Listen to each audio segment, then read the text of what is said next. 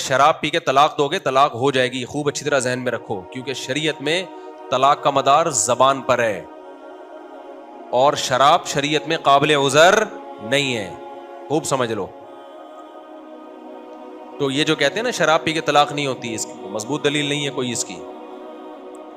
सलासुन जिद्दुहुन्ना जिद्दुन व हज़लुहुन्ना जिद्दुन। अब आप कह सकते हो इसको तो दिमाग ही काम नहीं कर रहा, तो पीने से पहले तो दिमाग काम कर रहा था ना, क्यों पी जब पता था कि कुछ भी हो सकता है। इसलिए शरीयत में शराब आपने पी और किसी को चाकू मार दिया गलती से, तो आपसे किसास लिया जाएगा।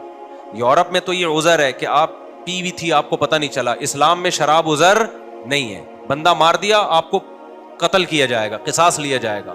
आपका ये कहना कि मैं पी भी थी, मुझे नहीं पता चला था, इसलिए मैं समझा गाय ज़बा हो रही है तो मैं बंदा मार दिया, बंदा ज़बा कर दिया, तो इस्लाम में ये उज़र काबिल कबूल नहीं है। इसलिए कि इस्लाम ये कहेगा कि पी तो अपने इख्तियार से है ना,